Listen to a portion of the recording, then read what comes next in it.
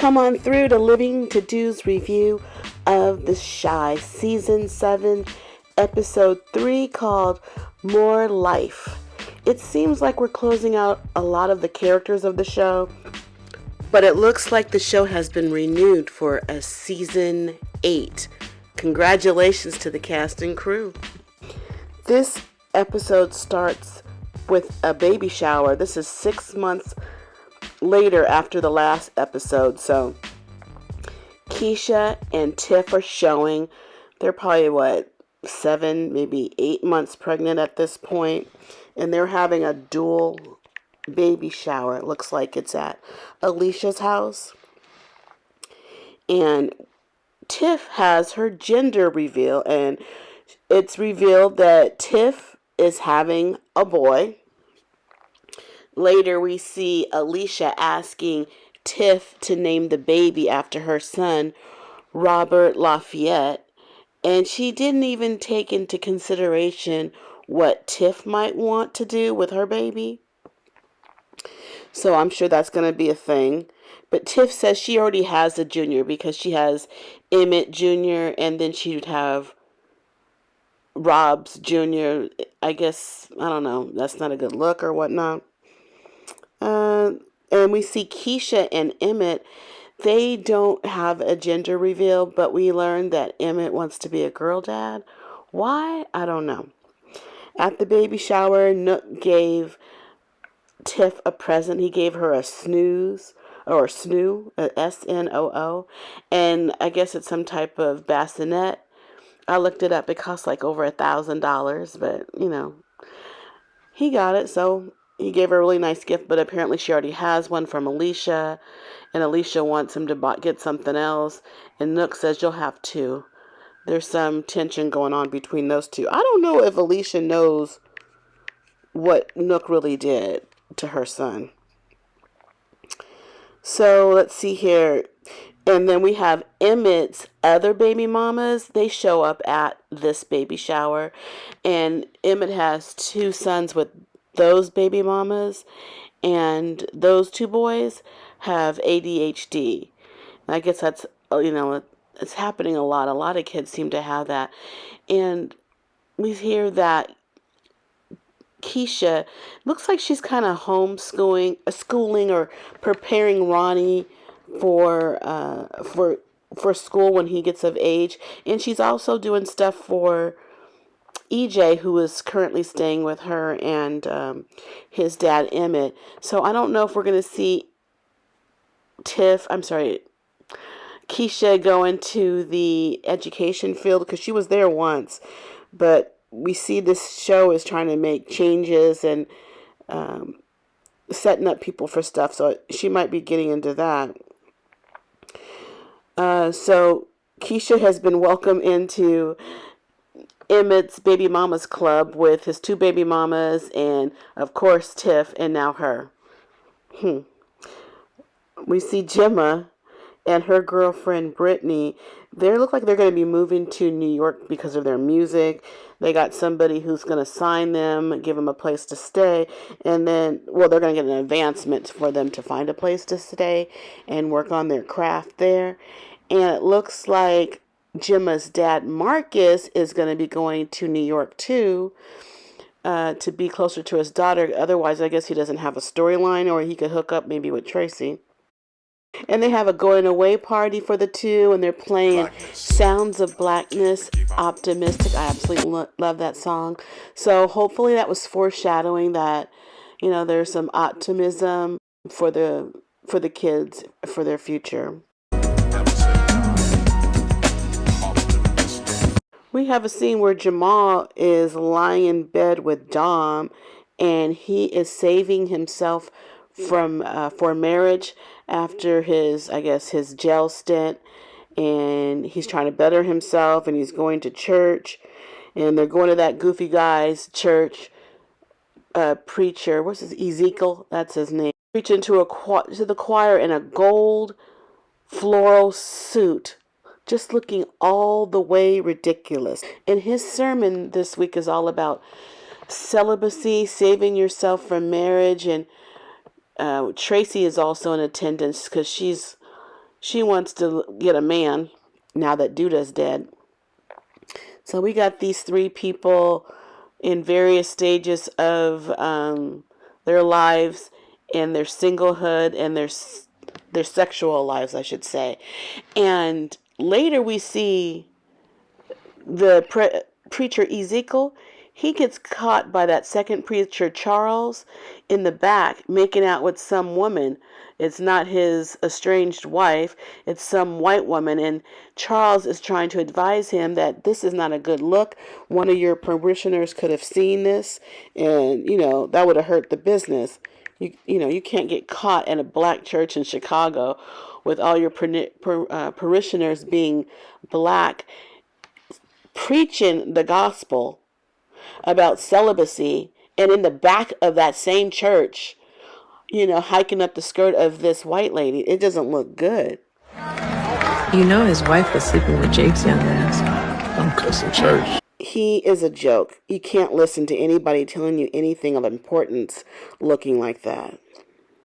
In addition, we have Charles, the second preacher.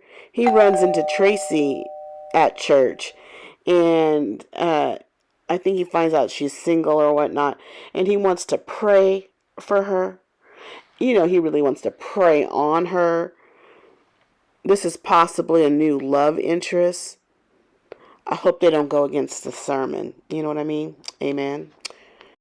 So later we have Jaml. He proposes to Dom mainly so he can have sex with her. I guess he figures, what is he waiting for? Because he doesn't think that he or Dom are attractive on paper, being he's a felon and she has a sexual past. So they might be the new hookup, and why not? Tracy's actively looking for a man, and she meets a man named Keith at Smokies. He's a felon. He's sweeping up. He's doing maintenance work in the Smokies barbecue shop. And he's been out the game for a while, and so is she. And she's never really had a preference. She's only pretty much dated felons. So that's good news to his ears. And they want to date. They just are new on the scene, and they just kind of it's got awkward for them. But next we see them right away having sex, it looks like. So there was no waiting period here. My goodness, Tracy. We have Nook and Tiff. They're in business together, and they found a supplier that will be buying in bulk from the supplier, and they're going to get a 20% discount. So this product will be sold in the cigar lounge. So it looks like this cigar lounge that Tiff is running will be profitable. We have Keisha meeting up with Maisha at Smokies, and Maisha is telling Keisha that she's going to be moving to LA with Keisha's brother Kevin. So that's possibly the end of Maisha. I like Maisha. I hope we see more of her, though. And what's going on that's weird with Victor and Tiff? He's always at her beck and call. She was going to go to the Lamaze class after leaving the cigar lounge, and she doesn't have a partner. It's late in her pregnancy. And we have Victor wanting to go with her and be with her, and he wants her to lean on him for support and whatever she needs. Why, I do not know, but are they going to be hooking up?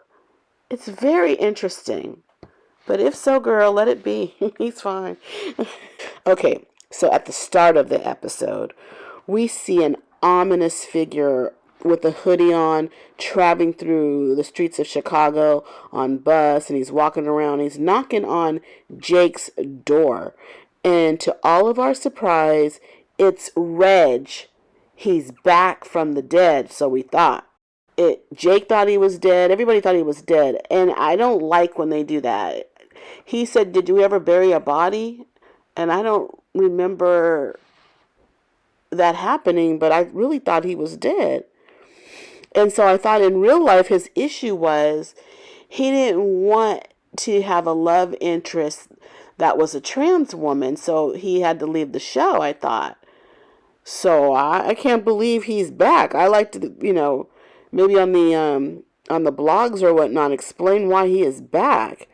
So he gets with his other brother, which is Victor, and he greets him talking about, I heard you like N words.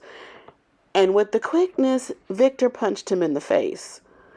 I want to hear a little bit more about that. But later we see the brothers, all three of them, Victor, Reg, and Jake, vegging out on the couch. So I don't know. They're getting along, I guess, but I need that story to unfold a little bit more. So Reg is going to be living with Jake and sleeping on Jake's couch. And Reg explains he's back because Doodah is dead, and he wants to know who's running things, which is Nook. And he wants to get back in the business. He wants to take over. He wants to start where he left off. He wants Jake to get in the business with him, but Jake doesn't want to because Jake has his clothing line and it's doing well. Well, that infuriates Reg, and he shoves Jake up against the wall, saying that no weak business is going to be over him. Like, this weak business is not going to come before him. So he's going to get, you don't care about Jake because you would want better for your brother, your little brother, and he got something going on that's legit, and you want him to ruin all that so he can, do low, level crime with you. And he also, Reg doesn't want Jake to call Victor Victor. He was used, I guess Victor's, old nickname was Trig, so I guess he wants him to call him that. But I want to know why. He didn't say why. He says just stop calling him Victor. They both appear to be using their government names, Reg, Reginald, Reggie, whatever, and then Jake or Jacob. So Reg finally hooks up with Nook, and he confronts him about the business. He wants the mob back, he says. He wants to be running things. And pretty much Nook is saying, over my dead body, he'd kill for this. So we're going to see them battling out for whoever wants to be the king of the gangs or the king of the street. But that was all there was. It was interesting. Nothing dramatic happened. I'm glad they're further along in the story. We have the girls visibly, pregnant. So these babies are going to come out soon, and we'll see where the stories go. I'm going to miss a lot of the characters. I really like Jemma. I liked Marcus. I like Maisha.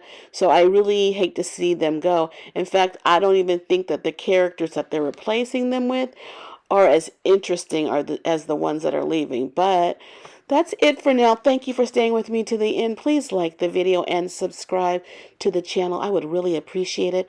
And I thank you in advance. But I gotta go because I got living to do. Bye.